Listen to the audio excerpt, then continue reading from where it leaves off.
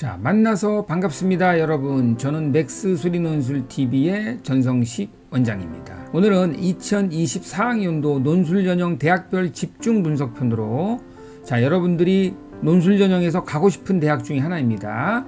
성균관대 자연계열에 관해서 집중 분석해 보겠습니다. 다음 화면 보시죠.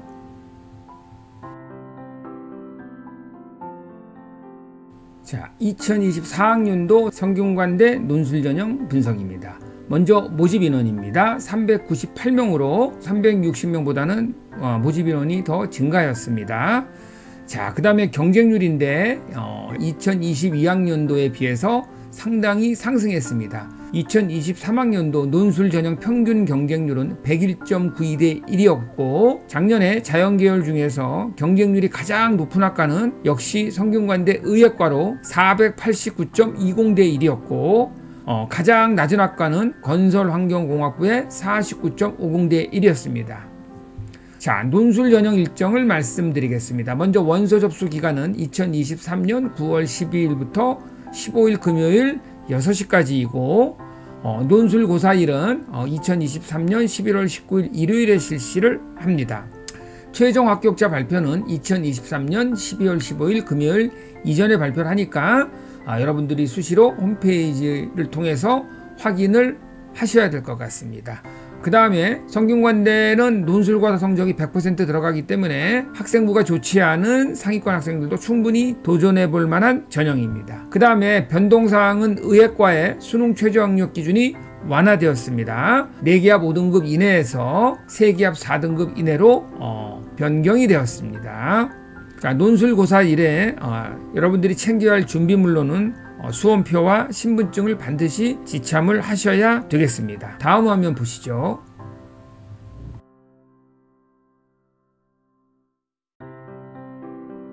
자, 다음으로 살펴볼 내용은 성균관대학교 논술전형 자연계열 출제 과목 및 그 다음에 출제 유형과 시험 시간, 그 다음에 자연1과 자연2 즉 오전과 오후로 나눠서 시험을 봤는데 여기 출제되었던 핵심 개념 및 출제 내용을 한번 살펴보도록 하겠습니다. 자, 성균관대는 출제 과목을 보면 대학에서 제시하기로는 공통과목 및 일반 선택 과목, 그 다음에 진로 선택 기하를 포함시켰다고 얘기했는데 최근에 성균관대 설명회를 보니까 역시 올해도 작년과 마찬가지로 수원 수투에서만 출제하겠다고 설명회 때 얘기를 한 것 같습니다. 그래서 여러분들이 수원 수투에 초점을 맞춰서 준비를 하시면 되고, 자, 수리논술만 실시를 하는데 세문항이 나오고 소문항이 10문항 4개가 출제가 되고 시험 시간은 100분입니다. 자, 그 다음에 성균관대는 아무래도 오전과 오후를 살펴봐도 역시 수열이 자주 출제되는 학교고 그 다음에 규칙성을 발견하는 문제들도 자주 출제하곤 합니다. 자, 그 다음에 자연1에 나왔던 내용을 제가 한번 문항별로 조금 더 자세히 설명을 해드리겠습니다. 자, 첫 번째 문제, 첫 번째 소문항 1-1이 되겠죠.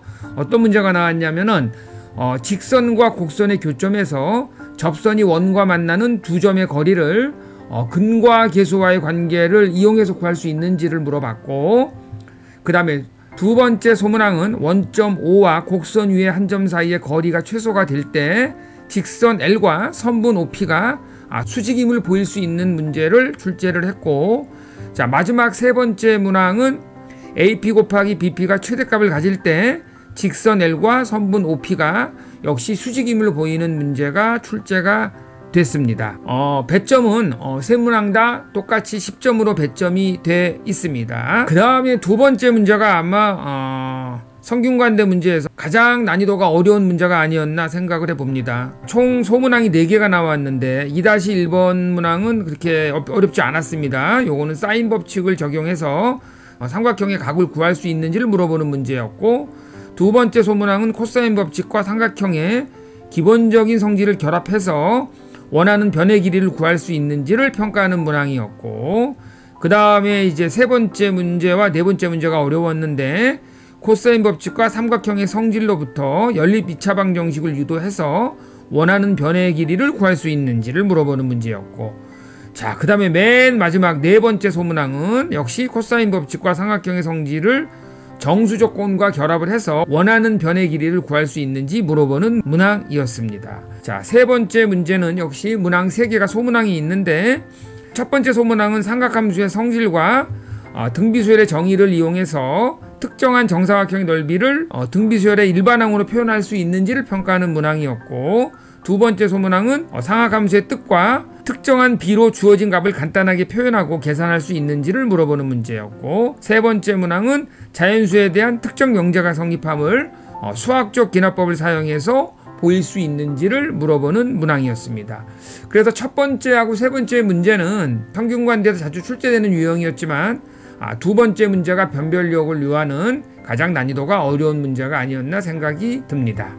자, 그 다음에 오후에 시험 봤던 자연2에 나왔던 문제인데, 역시 첫 번째 문항도 소문항이 3개가 나왔는데, 등차수열의 정의와 일반항을 활용해서 삼각형의 세변의 길이를 유도하고 등차수열의 합을 구할 수 있는 문제가 첫 번째 소문항이었고, 두 번째 문제도 역시 등비수열의 정의와 일반항을 활용해서 삼각형의 세변의 길이를 유도할 수 있는지를 물어봤고, 그 다음에 세 번째 문항은 3개의 자연수가 적당한 재배열을 통해 등차수열을 이루면서 동시에 등비수열을 이룰 수 있는 경우를 구할 수 있는지를 물어보는 문제였습니다. 그래서 첫 번째 소문항은 배점이 8점, 두 번째 소문항은 배점이 10점, 세 번째 소문항은 배점이 12점이었습니다.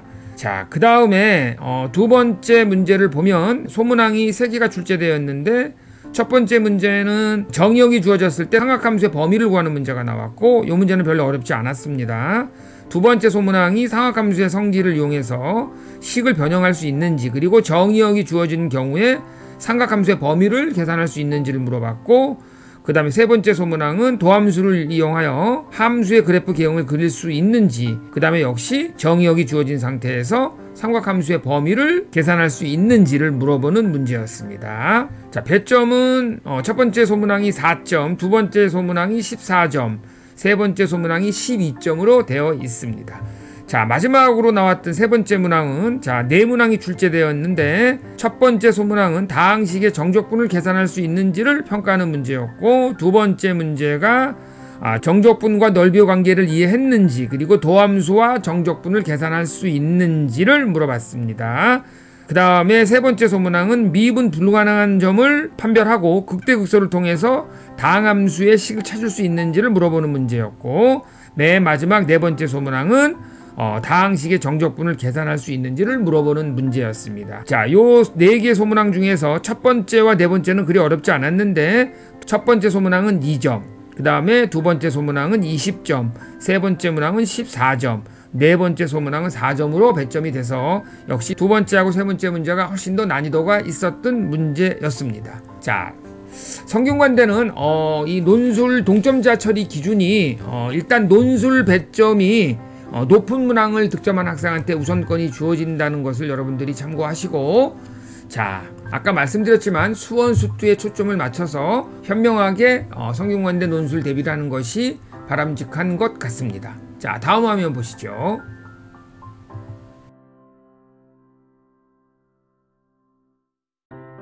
자, 마지막으로 분석할 내용은 2024학년도 성균관대학교 논술전형 자연계열 수능 최저학력 기준과 그 다음에 시험 장소, 그 다음에 모집 인원, 시험일을 한번 살펴보도록 하겠습니다. 일단 여기 빨갛게 표시된 학과들의 수능 최저 등급은 국어, 수학, 영어, 탐구 5개 영역 중에 3개 등급 합 6등급 이내입니다.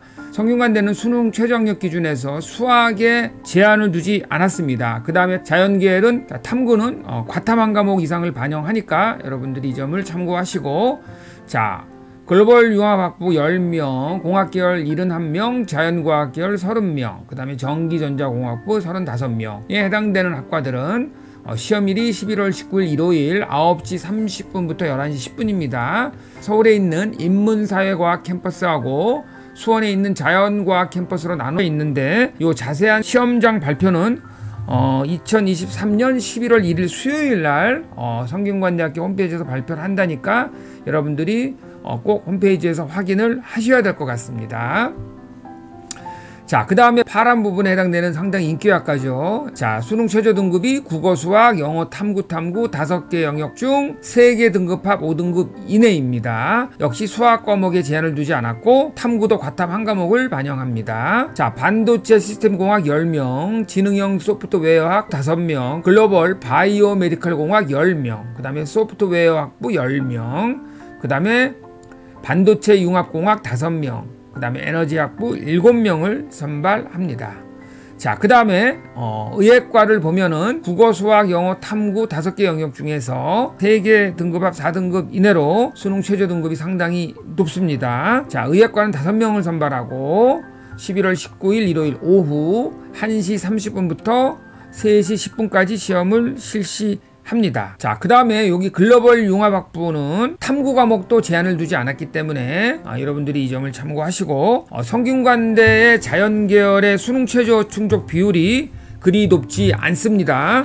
자, 그래서 여러분들이 올해도 역시 의치약대나 주요 상위권 대학은 논술 전형이 아마 중요한 전형 요소 중에 하나이면 틀림없고 또 수학을 잘하는 자연계 학생들한테는 관심이 있는 전형일 수밖에 없습니다. 그래서 올해도 논술 전형의 최저 경쟁률이 상당히 높아질 것으로 예상을 한번 해보고 그 대신에 수능 최저 등급이 통과가 되면 실질 경쟁률은 절반 또는 그 이하로 대폭 떨어지기 때문에 여러분들이 서둘러 준비를 하신다면 최대 6개 지원한 대학에 합격하기 충분히 가능한 전형이라고 볼 수 있습니다. 성균관대는 또 자연계열의 수능 최저 등급 충족 비율이 35%에서 52% 정도 되니까 여러분들이 수능 최저 등급만 통과하면 상당히 합격률이 올라갈 것으로 예상을 해보고 아마 수능 최저 학력 기준의 충족 여부가 또 다른 중요한 변수라고 할 수 있을 것 같습니다. 자, 마지막으로 여러분들이 논술 전형을 지원하고자 마음을 먹은 상태라면 자기 지원 대학의 전형 일정을 꼼꼼히 살피시고 본인이 믿고 의지해야 할 논술 전문가의 도움을 받아서 자신한테 맞는 대학을 찾아서 맞춤 논술 전략으로 집중 공략하시면 아마 여러분들의 합격이 보장되지 않을까 다시 한번 강조하고 싶습니다. 저는 다음 시간에도 알찬 정보를 가지고 다시 찾아뵙겠습니다. 맥스3 논술TV의 전성식 원장이었습니다. 감사합니다.